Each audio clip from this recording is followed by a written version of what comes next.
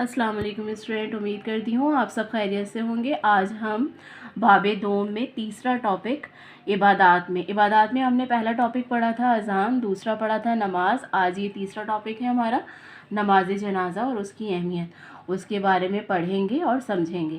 سب سے پہلے میں تعارف پڑھوں گی۔ قدرت کی طرف سے یہ بات ہمیشہ کے لیے طے کر دی گئی ہے کہ جو بھی زندہ اجسام ہیں ایک نہ ایک دن انہیں ضرور موت آنی ہے اور موت کا مزہ چکھنا ہے۔ قرآن مجید میں اللہ تعالیٰ ارشاد فرماتا ہے کلُّ نفس ذائقۃ الموت، سورۃ العنکبوت آیت ہے 57۔ ترجمہ، ہر متنفس موت کا مزہ چکھنے والا ہے۔ یوں تو ہر مذہب میں موت کے بعد مرنے والے شخص کی آخری رسومات مختلف طریقوں سے ادا کی جاتی ہیں، لیکن اسلام میں وفات پا جانے والے شخص کو نہایت ہی باوقار طریقے سے دفنایا جاتا ہے، جو کہ ہمدردی اور انسانیت کا درس دیتا ہے۔ اسٹوڈنٹ، اب میں تھوڑا ہم نے 2 پیراگراف پڑھے ہیں، میں اس کی وضاحت کروں گی۔ میت کی تیاری، یعنی کہ میت کے پاس اس وقت آنا مستجب ہوتا ہے، مطلب پسند کیا گیا ہے، ہمارے نبی نے اس کو پسند فرمایا ہے کہ جب کسی شخص پر موت کی علامات ظاہر ہونا شروع ہو جائیں اور اس وقت اس کو کلمہ طیبہ یعنی کہ لا الہ الا اللہ پڑھنے کی تلقین کرنی چاہیے۔ اس حدیث کو امام مسلم نے روایت کیا ہے آپ صلی اللہ علیہ وآلہ وسلم کے قول کی وجہ سے کہ تم اپنے مردوں کو کلمہ پڑھنے کی تلقین کیا کرو، اور جب وہ فوت ہو جائیں تو اس کی آنکھیں بند کر دی جائیں اور کپڑے کے ساتھ ڈھانپ دیا جائے، اور اس کی تیاری یعنی غسل، نماز جنازہ اور اس کے دفن میں جلدی کی جائے۔ اسٹوڈنٹ، اب ہم آگے پڑھیں گے۔ اسلام میں میت کو غسل دے کر کفن پہنایا جاتا ہے اور پھر اسے دفنانے کے لیے قبرستان لے جایا جاتا ہے۔ دفنانے سے قبل میت کی نماز جنازہ پڑھی جاتی ہے، جو کہ دراصل مرنے والے شخص کے لیے اللہ تعالیٰ سے مغفرت کی دعا ہے۔ اب ہم میت کو غسل اور اس کی تیاری اور اس کے دفن کے حکم کے بارے میں کچھ میں آپ کو ڈیٹیل بتاؤں گی کہ میت کو غسل دینا، اس کو کفن پہنانا اور اس پر نماز جنازہ پڑھنا اور اس کو دفن کرنا فرض کفایہ ہے۔ اگر نماز جنازہ کچھ لوگ پڑھ لیں تو باقیوں سے ساقط ہو جائے گی، مطلب اگر کچھ لوگ ادائیگی کر لیں تو باقیوں کی طرف سے بھی وہ فرض ادا ہو جائے گا۔ اسی طرح سے میت کو غسل دینے کے احکام، اس کے بارے میں تھوڑا بہت آپ کو بتاؤں گی۔ پہلا جو پوائنٹ ہے اس میں یہ میں آپ کو اپنے پاس سے جو ہے آپ کی انفارمیشن کے لیے بتاؤں گی کہ ہم کس طرح سے میت کو ہمارے دین نے غسل دینے کے احکام ہمیں بتائے ہیں۔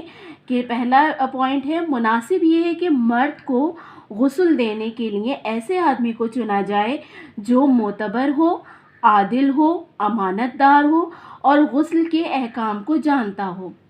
نمبر 2 پوائنٹ ہمارا ہے، جس کو میت نے وصیت کی ہو اس کو غسل میں پہل کرنی چاہیے۔ پھر قریب ترین رشتہ داروں کو غسل دینا چاہیے جو غسل کے احکام کو جانتے ہوں، ورنہ اس کو آگے کرنا چاہیے جو غسل کے احکام کو جانتا ہو۔ تیسرا پوائنٹ ہے، مرد مردوں کو غسل دیں گے اور عورتیں عورتوں کو غسل دیں گی۔ اسٹوڈنٹ، اب ہم آگے پڑھیں گے۔ نماز جنازہ کی حیثیت۔ نماز جنازہ کی حیثیت فرض کفایہ کی ہے، یعنی اگر علاقے کے لوگوں میں سے جہاں میت ہوتی ہے کچھ لوگ بھی نماز جنازہ ادا کریں تو پورے علاقے کی طرف سے نماز جنازہ ادا ہو جاتی ہے، اور اگر کوئی بھی شخص یہ فرض نماز جنازہ ادا نہ کرے تو اس بستی یا علاقے کے تمام لوگ گنہگار ٹھہریں گے۔ اسٹوڈنٹ، اب میں آپ کو سب سے پہلے کفایہ کی تعریف بتاؤں گی کہ فرض کفایہ کیا ہے۔ وہ عمل جس میں عامل کے بجائے عمل مطلوب ہوتا ہے، اگر کسی کی جانب سے یہ فرض ادا ہو جائے تو سب کے ذمے سے عمل کی فرضیت ساقط ہو جاتی ہے۔ مطلب کہنے کا وہی ہے جو کہ ہماری بک میں ہے کہ بھئی یہ وہ عمل ہے کہ اگر اس عمل کو علاقے کے یا محلے کے چند لوگ بھی ادا کر لیں تو یہ عمل پورے علاقے کی طرف سے، پورے علاقوں کی جو لوگ جہاں رہتے ہیں اس کی طرف سے ادا ہو جائے گا، تمام لوگ اس میں گنہگار نہیں ٹھہریں گے۔ لیکن اگر اسٹوڈنٹ کوئی اس علاقے کا جہاں پر میت ہوئی ہے کوئی ایک فرد بھی نماز جنازہ ادا نہ کر سکے تو پھر کیا ہوگا کہ اس بستی اور علاقے کے تمام لوگ گنہگار ٹھہریں گے، ٹھیک ہے۔ اسی طرح سے فرض کفایہ کے معنی کیا ہیں، یہ بھی اسی بات کی طرف اشارہ ہے جو کہ میں آپ کو بتا رہی ہوں کہ فرض کفایہ کے معنی یہ ہے کہ قوم کے چند افراد یا کسی جماعت نے ان ضرورتوں کو پورا کر دیا تو دوسرے مسلمان بھی اس سے سبکدوش ہو جائیں گے، مطلب بری الذمہ ہو جائیں گے، اور اگر کسی نے بھی نہ کیا تو سب گنہگار ہوتے ہیں۔ اسٹوڈنٹ امید کرتی ہوں آپ کو یہ بات بہت اچھے سے سمجھ میں آ گئی ہوگی۔ اب ہم آگے پڑھیں گے نماز جنازہ کی ادائیگی۔ نماز جنازہ ادا کرنے کا طریقہ اس طرح ہے کہ پہلا پوائنٹ ہے علاقے کے مسلمان کسی کھلی جگہ جمع ہو کر صفیں بناتے ہیں۔ دوسرا پوائنٹ ہے میت سامنے رکھ کر امام صاحب کھڑے ہوتے ہیں اور امام کے پیچھے لوگ صفیں باندھ کر کھڑے ہو جاتے ہیں۔ امام کچھ تکبیرات کہتا ہے جن میں اللہ تعالیٰ کی حمد و ثنا، حضور صلی اللہ علیہ وآلہ وسلم پر درود اور میت کے لیے دعائے مغفرت کی جاتی ہے۔ آخر میں سلام پھیر کر نماز جنازہ مکمل کی جاتی ہے۔ چوتھا پوائنٹ ہے نماز جنازہ میں رکوع اور سجدہ نہیں کیا جاتا۔ اسٹوڈنٹ نماز جنازہ کے بارے میں تھوڑا سا ہم اور پڑھیں گے کہ نماز جنازہ کی نماز فرض کفایہ ہے، جو کہ آپ کو سمجھ آ گیا ہوگا کہ اگر کچھ لوگ بلکہ ایک مرد یا ایک عورت بھی پڑھ لے تو فرض ادا ہو جاتا ہے، لیکن جس قدر بھی زیادہ آدمی ہو اسی قدر میت کے حق میں اچھا ہے، کیونکہ نامعلوم کس کی دعا لگ جائے اور اس شخص کی مغفرت ہو جائے۔ اسی طرح سے اسی حوالے سے ایک حدیث ہے کہ رسول صلی اللہ علیہ وآلہ وسلم نے فرمایا کہ جو مسلمان مر جائے پھر کھڑے ہو کر 40 آدمی اس کی نماز جنازہ کی نماز پڑھ لیں تو اللہ تعالیٰ کے ساتھ اور ایسے شخص ہوں جو اللہ کے ساتھ کسی چیز کو شریک نہ کرتے ہوں تو اللہ ضرور ان لوگوں کی سفارش میت کے حق میں قبول فرمائے گا۔ اب ہم آگے پڑھیں گے نماز جنازہ کی اہمیت۔ ہمیں چونکہ ایک نہ ایک دن اس دنیا سے لازمی جانا ہے، اس لیے مسلمان بھائیوں کو چاہیے کہ اپنے مسلمان بھائی کی نماز جنازہ میں شریک ہو کر اسے احترام کے ساتھ دفنایا جائے۔ ہمارے پیارے نبی حضرت محمد مصطفیٰ صلی اللہ علیہ وآلہ وسلم خود بھی شریک ہو کر نماز جنازہ پڑھایا کرتے تھے اور تمام مسلمانوں کو بھی ہدایت فرمائی کہ نماز جنازہ میں ضرور شریک ہوں۔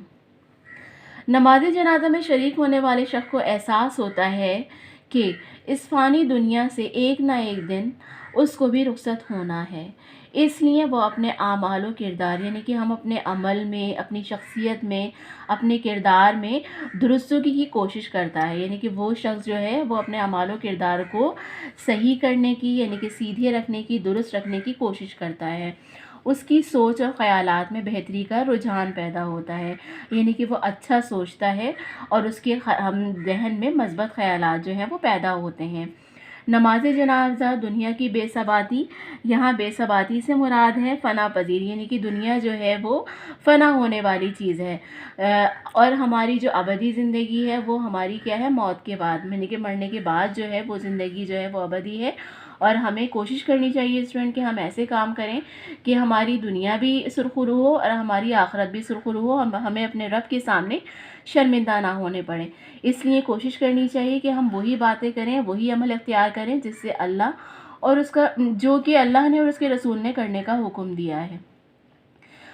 چوتھا پوائنٹ ہے نماز جنازہ انسانوں میں ہمدردی اور ایک دوسرے کے دکھ درد میں شریک ہونے کا درس دیتی ہے، کیونکہ اسٹوڈنٹ آج ہم ظاہر ہے کسی کے دکھ میں شامل ہوں گے تو کل ظاہر ہے یہ تو ایک ایسی چیز ہے کہ آج ایک گیا ہے کل ہم نے بھی جانا ہے، کیونکہ ظاہر ہے موت برحق ہے۔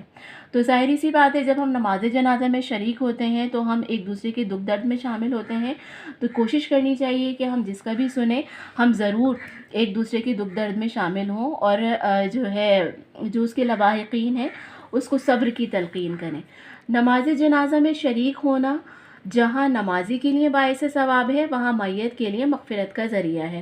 یعنی کہ ظاہر ہے جہاں ہم نماز جنازہ میں شریک ہو رہے ہیں تو ہم تو ثواب ہمیں مل ہی رہا ہے، لیکن وہاں پر میت کے لیے بھی یہ ایک اس کی مغفرت کا، اس کی نجات کا ذریعہ بن جاتی ہے۔ اسی طرح سے اب ہم سبق کا خلاصہ پڑھیں گے۔ بہت چھوٹا سا چیپٹر ہے، امید کرتی ہوں آپ کو سمجھ میں آ گیا ہوگا۔ اب ہم اس کا جو خلاصہ ہے وہ ایک دفعہ آپ کے سامنے پڑھتے ہیں تاکہ آپ کو اور اچھے سے جو باتیں ہیں وہ سمجھ میں آ جائیں۔ نماز جنازہ میت کے لیے ایک قسم کی دعا ہے جو نماز کی شکل میں کی جاتی ہے۔ نماز جنازہ فرض کفایہ ہے۔ نماز جنازہ چونکہ ایک دعا ہے اس لیے اس میں کوئی رکوع اور سجدہ نہیں ہوتا۔ نماز جنازہ انسانوں میں ہمدردی اور ایک دوسرے کے ساتھ دکھ درد میں شریک ہونے کا درس دیتی ہے۔ اسٹوڈنٹ، امید کرتی ہوں نماز جنازہ اور اس کی اہمیت سے متعلق آپ کو ساری باتیں اچھے سے سمجھ میں آ گئی ہوں گی۔ انشاءاللہ نیکسٹ ویڈیو میں ہم اس کا مشقی کام لے کر حاضر ہوں گے۔ اب تب تک کے لیے اپنا بہت خیال رکھیے گا۔ دعاؤں کی طالب۔ اللہ حافظ۔